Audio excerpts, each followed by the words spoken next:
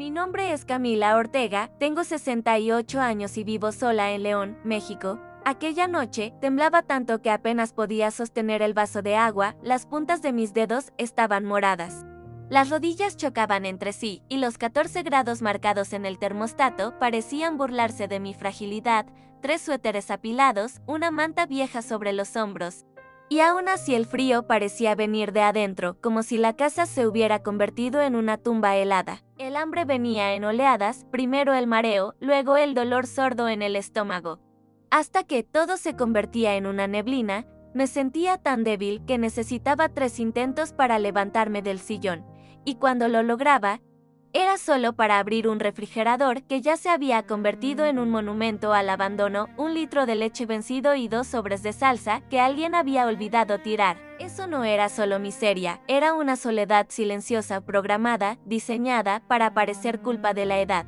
Y lo más absurdo es que siempre fui una mujer de números, una contadora meticulosa, que sabía dónde estaba cada peso mexicano. Nunca pensé que terminaría mis días sin poder comprar un pan o encender la calefacción. Pero, fíjese bien, el drama no comenzó con el frío, comenzó con demasiada confianza en quienes menos esperaba. Trabajé más de 4 décadas como contadora. Los números siempre fueron mi idioma favorito. Mientras mucha gente se perdía en sentimientos, yo me encontraba en hojas de cálculo, sabía exactamente cuánto entraba, cuánto salía y dónde debía estar cada centavo. Mi oficina estaba en San Miguel de Allende y, modestia aparte, era de las mejores de la región. Siempre pagué mis cuentas a tiempo, ahorré, invertí bien. Estaba orgullosa de mi independencia. Mi esposo, Ernesto, decía que yo tenía cabeza de hierro y corazón de algodón. Él era mi equilibrio mientras yo hacía cálculos. Él cuidaba del jardín. Su muerte fue como apagar la luz de toda la casa. Un infarto fulminante ahí mismo mientras regaba las plantas en el patio, y de repente, todo quedó muy silencioso, muy frío, pero lo más doloroso vino después cuando entendí que el problema no era su ausencia, era quien se quedó, porque nadie te prepara para la soledad, pero menos aún para el abandono disfrazado de cariño después de que él partió. Los ojos de la familia cambiaron, empezaron a tratarme como alguien que necesitaba ser administrada. Y yo, todavía en duelo, cansada y frágil. No percibí que, detrás de tanta ayuda, había un plan silencioso o cruel. Pero en aquella época, yo aún no sabía lo que estaba por perder. Ricardo siempre fue mi niño de oro. Hijo único, creció viendo los sacrificios que Ernesto y yo hicimos para darle todo. Escuela privada e intercambio en la preparatoria, carrera de administración, cuando conoció a Amanda. Intenté confiar en su juicio, era bonita, era educada, tenía ese aire dulce que conquista a cualquiera. Al principio. Incluso llevaba pasteles cuando venía a visitarme, era imposible no caerle bien. Pero ¿sabe esa sensación de que todo es demasiado bueno para ser verdad? Pues sí, fue cuando los dos vinieron con la idea de que sería mejor que dejara mis finanzas en manos de ella. Dijeron que yo estaba volviéndome muy olvidadiza, que necesitaba descansar, que con mi pensión de 30 pesos mensuales podía vivir sin preocupaciones. Amanda hablaba como si fuera una bendición divina, déjeme todo a mí. Doña Camila, usted solo va a descansar. Y Ricardo, ahí, asintiendo diciendo que era por mi bien, firmé la famosa autorización sin pensarlo 2 veces. Confiaba que era mi familia, mi hijo, mi nuera. Nunca se me pasó por la cabeza que allí, en ese pedazo de papel, estaba firmando mi propia sentencia. Pensé que estaba garantizando comodidad, pero, en realidad, estaba entregando mi vida a quienes no dudarían en usarla como moneda. Todo parecía normal hasta que las pequeñas cosas empezaron a desaparecer. En los primeros meses todo parecía bajo control. Las cuentas se pagaban, el supermercado llegaba lleno y Amanda me llamaba cada semana para preguntar si necesitaba algo, pero luego, cuando necesité dinero para comprar mis medicamentos para la presión, dijo que debía verificar si la cuenta tenía saldo. Yo, que veía entrar 30 pesos cada mes, tuve que esperar 3 días por 200 pesos. Me pareció extraño, pero traté de no pensarlo demasiado. Después de todo, no confié en ella. Después de eso, empezaron las excusas. Pedí fruta, dijo que había comprado el día anterior. Pedí carne, juró que estaba en el congelador. pero cuando abría el refrigerador, solo había 1 litro de leche vencido y unos envases de comida a domicilio con salsa reseca del termostato de la casa, que siempre mantenía en 22 grados. Fue bloqueado con una contraseña. Quedé atrapada en 14. Cuando pregunté, respondió, es que usted estaba exagerando con la calefacción. Hay que ahorrar, ¿no? Fue entonces cuando el drama empezó a doler en el cuerpo, el frío se metía en los huesos y la comida desaparecía poco a poco. Como si alguien hubiera decidido que yo podía vivir con menos calor, menos nutrientes, menos dignidad, y yo, que siempre fui independiente, empecé a suplicar por cosas simples, un pedazo de pan o una cobija extra. Era como vivir en un campo de batalla invisible, donde cada negativa venía envuelta en un es por su bien, pero aquello era solo el comienzo, aún había mucho más por venir. Llegó un punto en el que el hambre ya no era una sensación, era una presencia constante, una sombra. Empecé a marearme al levantarme de la cama. Un día fui a bañarme y vi mis costillas en el espejo, como si mi piel hubiera encogido, pesaba 47 kilos. Yo, que toda la vida pesé 61. Mis pantalones se deslizaban por las piernas y mis suéteres parecían cubrir solo los huesos. Y lo peor, nada de esto fue accidente. Era abandono. Y era intencional. Comencé a salir a escondidas de madrugada para revisar la basura de los vecinos. Buscaba botellas PET, latas de aluminio, cualquier cosa que me diera unas monedas. Y yo, que siempre me enorgullecí de vestirme bien, que fui llamada elegante por clientes en reuniones, ahora estaba recogiendo basura con las manos heladas. Avergonzada hasta el último cabello, me escondía de la calle, pero por dentro ya no se podía esconder lo que estaba ocurriendo conmigo. Un día, entré en la farmacia de Doña Lisa con una bolsita de monedas sucias.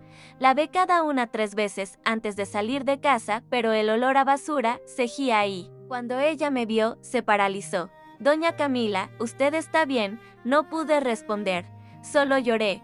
Ese tipo de llanto que viene del alma. Cuando uno se da cuenta de que no es solo el cuerpo lo que está menguando, es el respeto, es la dignidad, es la vida. Y en ese momento, algo empezó a cambiar dentro de mí. Fue por casualidad. Estaba intentando acceder a mi correo electrónico, algo simple, cuando noté que el historial del navegador seguía abierto. Amanda había usado mi computadora. Por algún motivo, no borró nada. Y allí, frente a mí, una lista de búsquedas que parecía un guión de crimen, expectativa de vida para mujeres ancianas. Cómo acelerar inventario, síntomas de desnutrición en ancianos, y la que más me destruyó, hipotermia en ancianos, es considerada accidente. En ese instante, el mundo giró. Tuve náuseas, sentí mi corazón dispararse como si intentara huir de mi propio pecho. Aquello no era solo control financiero. No era solo desprecio. Era un plan. Era cálculo. Amanda no solo me estaba empujando a la miseria, se estaba preparando para mi muerte. Cada búsqueda era una pieza del rompecabezas de un crimen. Y lo más indignante, el escenario era mi casa. La víctima, yo, me senté a oscuras por horas, intenté respirar hondo, organizar los pensamientos, como hice toda mi vida con hojas de cálculo. Pero allí, lo único que tenía era el silencio y la rabia. No podía probar nada, aún, pero sí sobrevivía. Si Dios me daba unos días más, descubriría cada detalle, cada transacción, cada mentira, y haría justicia con lo que siempre supe usar mejor que nadie, los números. Recuerdo exactamente el sonido del timbre ese día. No fue un toque común, fue insistente.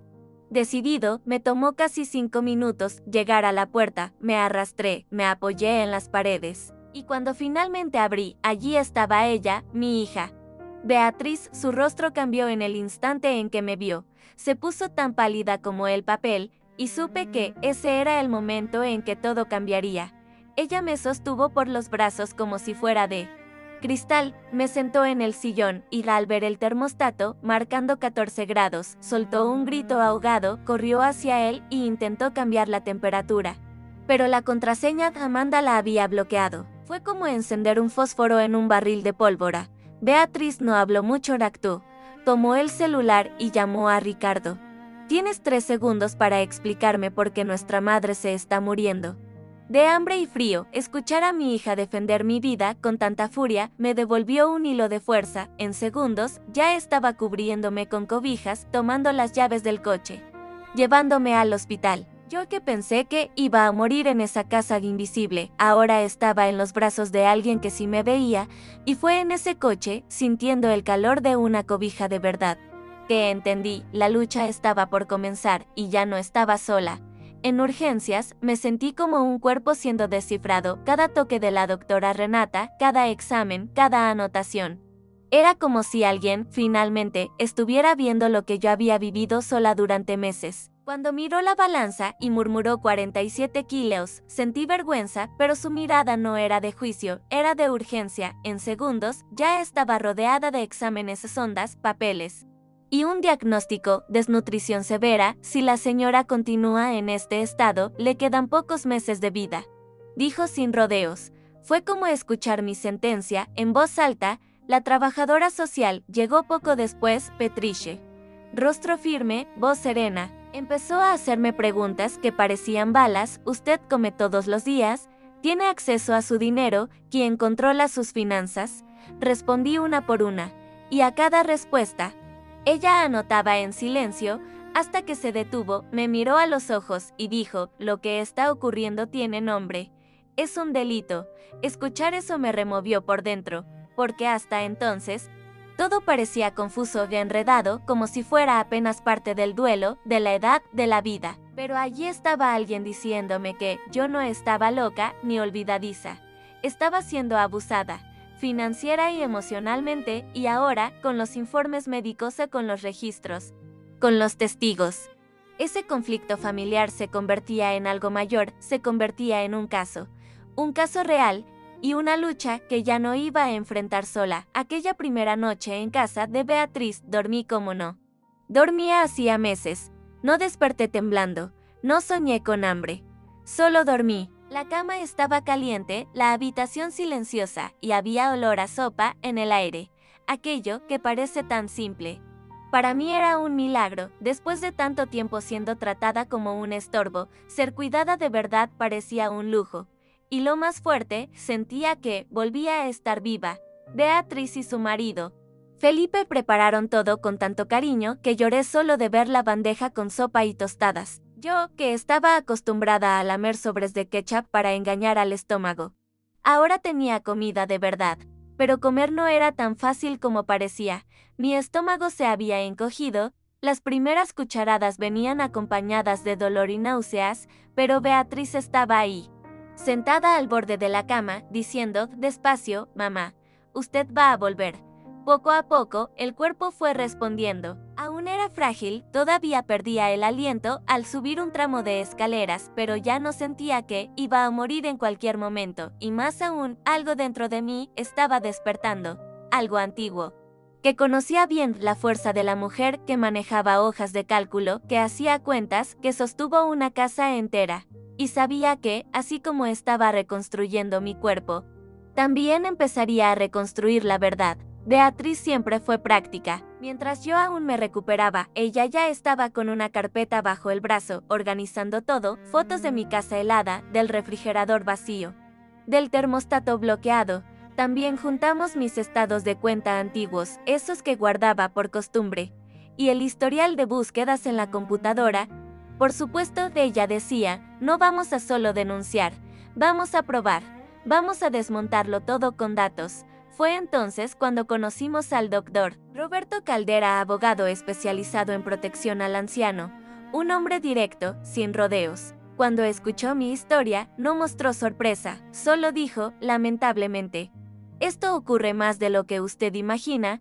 Luego llamó a la doctora Juliana, una contadora forense, y allí, entre cálculos y rastreos, descubrimos la bomba en 24 meses. Amanda había desviado 600 pesos de mi pensión, y no se detenía allí. Viajes a Cancún, bolsos de lujo, un BMW usado pagado al contado, depósitos mensuales a una cuenta de ahorros a nombre de ella, y lo peor, una póliza de seguro de vida falsa, firmada con mi firma falsificada por un valor de 1,5 millones de pesos. La beneficiaria de Amanda, en ese momento, Entendí que no estaba solo frente a un abuso, estaba frente a un intento de homicidio premeditado. Y ahora tenía pruebas. Solo necesitaba estrategia. Lo primero que hicimos fue abrir una nueva cuenta bancaria a mi nombre, con una contraseña que solo Beatriz y yo conocíamos, el doctor. Roberto explicó, pensión segura es vida protegida, transferimos el depósito directamente a esa cuenta y bloqueamos de inmediato. Cualquier acceso de Amanda fue simbólico también, era como cambiar la cerradura después de un robo. Solo que, en este caso, el robo era toda mi vida. Después, creamos un fideicomiso irrevocable. Puede parecer complicado, pero en la práctica significa esto: mis bienes, casa e inversiones, todo, quedaron legalmente protegidos de cualquier maniobra. Ni Amanda, ni Ricardo, ni ningún abogado suyo podría tocar nada, y más reescribimos mi testamento. Ricardo fue desheredado con el valor simbólico de $1. ¿Duele? Claro que duele, pero la justicia no se hace con el corazón, se hace con hechos. Y como la justicia exige testigos, empezamos a reunirlos. Doña Lisa, la farmacéutica, escribió una declaración sobre las veces que me vio pagar medicamentos con monedas recogidas de la basura. Don Jorge, el cartero, confirmó que me había visto revisando botes de reciclaje. Los vecinos relataron mi adelgazamiento, cada testigo era una pieza del rompecabezas que construía la imagen real, una anciana siendo abusada, negligenciada y olvidada por quienes debían cuidarla. Y lo más irónico es que ellos nunca imaginaron que yo sabría exactamente dónde encontrar cada centavo desviado. 3 semanas después de que comenzamos a mover los hilos, el timbre sonó. Esta vez, reconocí el patrón, 2 toques rápidos. Era Ricardo. Cuando Beatriz abrió la puerta, él estaba ahí, junto a Amanda. Ambos con esa cara de venimos a conversar. Después de dejarme al borde de la muerte, Amanda intentó sonreír, dijo que todo era un malentendido. Me levanté, aún débil, pero firme. Por primera vez, la miré a los ojos sin miedo. Ya sé de las búsquedas en mi computadora. Amanda, la sonrisa desapareció. Sé de la póliza falsa, sé de los 600 pesos desviados. Y sé que no vinieron por arrepentimiento, sino por miedo.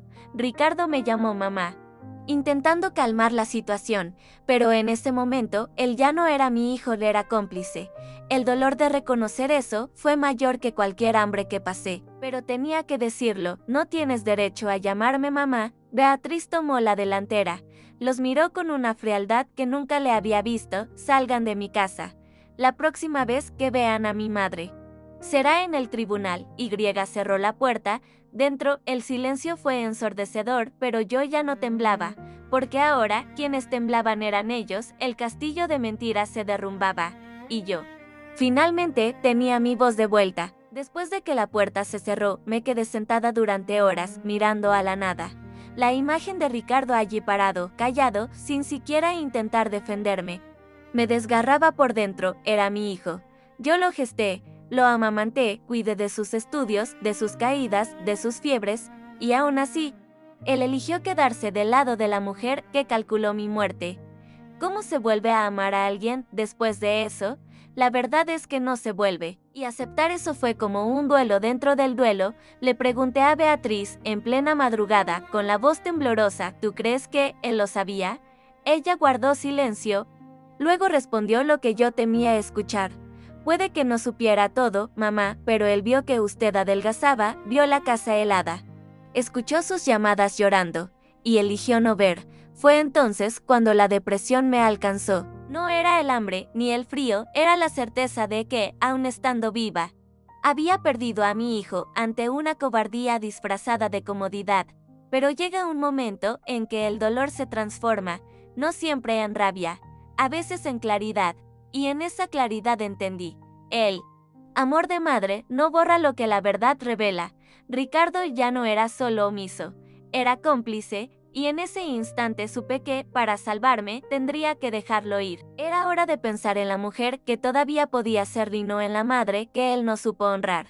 El doctor Roberto programó la reunión con la fiscal en el Ministerio Público. Fui acompañada de Beatriz, con la carpeta pesada entre las manos, pero esta vez no de facturas y hojas de cálculo, sino de pruebas de verdad. de todo lo que me habían hecho cuando la fiscal Marcia Fontes abrió los documentos y empezó a leer. Su expresión cambió. No era de esas personas que muestran emociones fácilmente, pero se notaba en sus ojos, sabía que tenía delante un caso serio. Escuchó todo en silencio, sin interrumpir. Y solo habló después de ver la póliza de seguro falsificada. Señora Camila, usted entiende que esto no es solo abuso financiero. Es intento de homicidio premeditado. Aquello me golpeó como un puñetazo, ya lo sabía, en el fondo, pero escucharlo en voz alta, de boca de una autoridad, me hizo comprender que no era una exageración mía, realmente querían mi muerte y lo disfrazaban de ayuda. Marcia nos aseguró que ella misma llevaría la acusación, pidió más declaraciones. Confirmó la validez de los documentos, solicitó una pericia técnica en la computadora y coordinó los próximos pasos con el doctor Roberto. Salí de allí con las piernas temblando, pero con el pecho más firme que nunca. Por primera vez, la justicia tenía nombre, rostro, identificación, y ya no era una idea distante, era acción, con fecha marcada. Y pronto, todo el país sabría lo que me ocurrió. La periodista Mónica Silva contactó al doctor Roberto. Pocos días después de la denuncia oficial, había recibido la historia por una fuente dentro del Ministerio Público y quería hacer un reportaje. Lo primero que pensé fue: ¿será que quiero exponerme así? Pero Mónica no llegó con prisas ni con sensacionalismo, llegó con respeto. Dijo que mi historia podía salvar vidas, y entonces entendí. Si era para evitar que otras personas pasaran por lo que yo pasé, entonces yo hablaría, alto y claro. El reportaje salió al aire un jueves por la noche. Mostró mi casa helada, las fotos del refrigerador vacío, los estados de cuenta. Y colocó lado a lado las imágenes del Instagram de Amanda con bolsos de lujo y viajes caros. Fue un impacto. Al día siguiente, el teléfono no dejó de sonar, personas de todo México escribiendo, compartiendo, diciendo que conocían casos similares. Gente que no sabía que eso tenía nombre, abuso financiero. Personas que estaban en silencio y se sintieron alentadas a denunciar. Las consecuencias llegaron rápido. Amanda perdió su empleo como gerente de marketing. La empresa no quería su nombre vinculado a aquello. Ricardo también sufrió, incluso sin haber sido acusado formalmente. Los colegas comenzaron a tratarlo como cómplice. Su reputación se derrumbó. Y para ser honesta, no me alegré por eso. No soy de las que disfrutan de la caída ajena, pero sentí alivio, porque aquello era una señal clara de que, a veces el mundo escucha, y cuando escucha, reacciona. 2 semanas después del reportaje, el teléfono sonó. Beatriz contestó y puso en altavoz, era Ricardo. Su voz sonaba débil, vacilante, con ese tono que usaba cuando quería evitar problemas. Beatriz, dile a mamá que pare con esto. Amanda perdió el trabajo. Estamos recibiendo amenazas. La gente nos reconoce en la calle. No pidió disculpas, pidió silencio, como si el problema fuera la exposición y no los abusos que casi me mataron. Beatriz ni siquiera me dejó responder. ¿Tú crees que puedes pedir algo después de lo que hicieron? Y cuando él intentó justificarse, diciendo que no sabía todo. Ella fue directa, pero ¿sabías que ella estaba pasando hambre, Ricardo? ¿Sabías del frío? ¿Sabías de las llamadas llorando? Y allí, al escuchar a mi hija defender la verdad con tanta fuerza, entendí que ya no había espacio para dudas. Él podía negar detalles, pero sabía lo suficiente, y eligió no hacer nada. Tomé el teléfono y dije lo que tenía que decir. Tú me dejaste morir de hambre. Elegiste a una mujer que conoces desde hace 5 años por encima de la madre que te crió más de 3 décadas. Así que no, Ricardo. No voy a parar. Porque hay cosas que no tienen arreglo. Colgué. Lloré después, sí, pero fue un llanto que limpia. Porque en ese momento me liberé del peso de esperar algo de alguien que nunca vendría. Y estaba más que lista para enfrentar lo que viniera después. En los días previos a la audiencia, la casa de Beatriz se convirtió en una verdadera base de operaciones, papeles por todas partes, documentos escaneados, planillas impresas, pruebas organizadas en orden cronológico. El doctor Roberto era meticuloso. Decía, un caso así se gana en los detalles. Nosotros teníamos muchos, todo tenía que estar impecable, sin brechas, sin dudas, sin errores que pudieran usarse en nuestra contra. La doctora Juliana, la contadora forense, revisó cada línea de los extractos bancarios, conectando los depósitos sospechosos con las compras de lujo de Amanda. Beatriz cruzaba las fechas con publicaciones en INSTAGRAM, viajes y recibos, y yo revivía todo, cada centavo negado, cada noche de hambre, cada mirada de desprecio disfrazada de amabilidad. No era fácil, pero transformamos el drama en un dossier, cada abuso, cada abandono, transformado en dato concreto, irrefutable. A veces, Beatriz me preguntaba si quería parar un poco. Yo sonreía de lado, porque no se trataba solo de justicia, se trataba de recuperar a la mujer que fui durante tantos años, la contadora precisa, firme, que no dejaba pasar nada. Y esta vez no era una empresa lo que estaba salvando, era a mí misma. El juicio se acercaba, y yo estaba lista, con números, con verdades, con todo. En el tribunal, el silencio era casi ensordecedor. La jueza comenzó leyendo las acusaciones: apropiación indebida, fraude, intento de homicidio calificado. Amanda estaba sentada con su abogado al lado, pálida, diferente de la mujer arreglada de las redes sociales. Cuando la fiscal Marcia proyectó el historial de búsquedas de Amanda en la pantalla, los murmullos empezaron. Era todo real. Allí, para que todos lo vieran: hipotermia en ancianos, como acelerar inventario, expectativa de vida femenina a los 68 años, pero lo que silenció por completo la sala fue la hoja de cálculo, un Excel con los valores calculados de herencia, seguros y bienes. Incluso había escenarios: si muere a los 70, 1 de agosto millones, a los 69, unos 7, a los 68, unos 5. Esa última línea estaba marcada en amarillo. La nota al lado decía, meta 8 a 12 meses, la misma edad que yo tenía, el mismo plazo que ella me había dado sin decirlo. Ver aquello en una pantalla grande fue como ver mi propio certificado de defunción siendo planificado. Amanda trató de explicarse, pero su rostro ya lo había dicho todo. La máscara cayó. La fiscal pidió prisión preventiva. La jueza, sin pestañear, golpeó el mazo. Fianza denegada. Amanda fue llevada esposada, llorando, intentando llamar a Ricardo con la mirada, pero él desvió los ojos. Y yo salí de ese tribunal con la cabeza en alto. Por primera vez, no era yo quien temblaba, era ella. Recuperar el cuerpo fue una cosa, recuperar el alma fue otra. La comida volvió, el calor volvió, el peso volvió, pero lo que realmente me sanó fue volver a reconocerme en el espejo. La mujer que me miraba ya no era solo una víctima, era alguien que sobrevivió al abandono y transformó el dolor en propósito. Y con esa nueva mirada vino una nueva misión de hablar. Hablar por mí, pero también por tantas otras que aún están en silencio. Empecé a estudiar sobre los derechos de los ancianos, sobre delitos patrimoniales, sobre manipulación emocional. Participé en transmisiones en vivo, di entrevistas, escribí artículos, y cuanto más hablaba, más gente aparecía, mujeres como yo, que fueron tratadas como estorbos por su propia familia, ancianos que lo perdieron todo en silencio. Lo que más me dolía era ver cuántos vivían el mismo drama, pero pensaban que era cosa de la edad. No, no lo es. Es delito.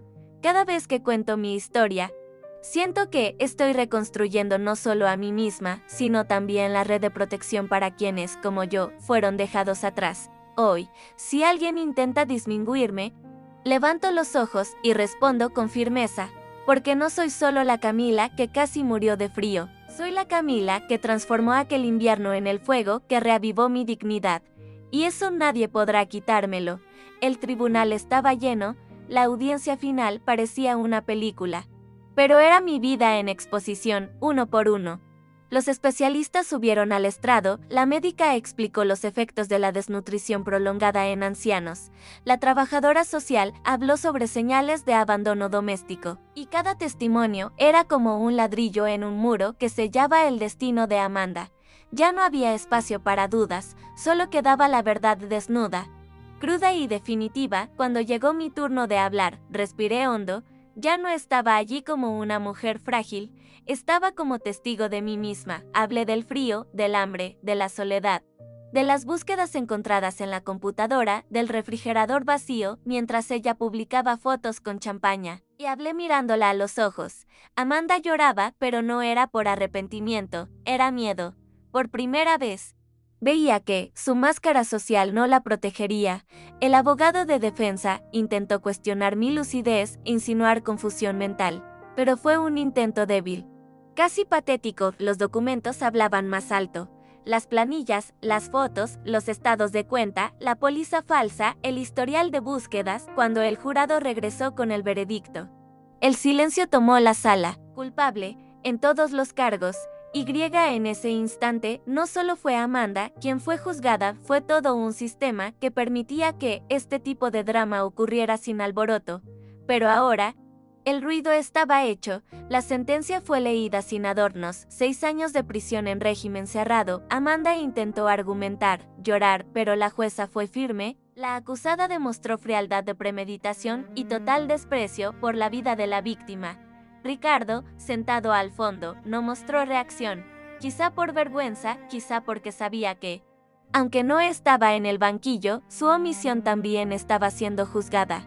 Y yo estaba tranquila, la justicia no devuelve el tiempo, pero restaura algo aún más valioso, el sentido de valor propio. Además de la prisión, vino la parte financiera, la devolución de los 600 pesos desviados, rastreados con precisión por la doctora Juliana. Fue determinada como obligatoria, pero lo que realmente me sorprendió fue la indemnización moral, 1,5 millones de pesos, el valor exacto de la póliza de seguro falsificada. Era como si la justicia dijera, ¿querías lucrar con su muerte?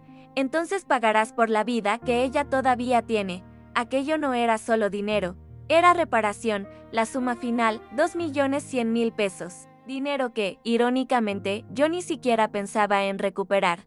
Porque lo que yo quería realmente era el derecho a vivir en paz.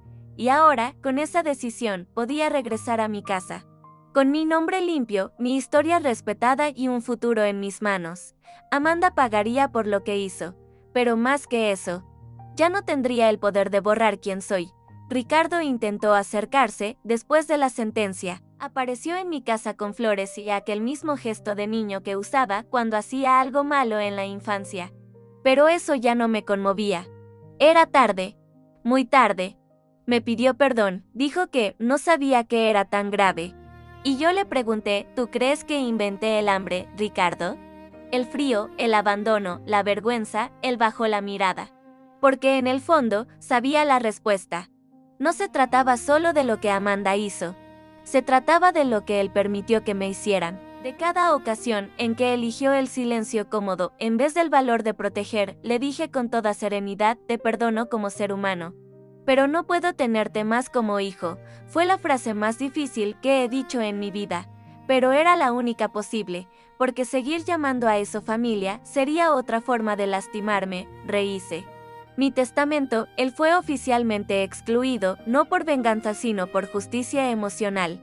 Hoy quien está a mi lado es Beatriz. Ella me salvó, me cuidó, me defendió. Volví a mi casa, que ahora vuelve a estar cálida, peso saludable, alma limpia.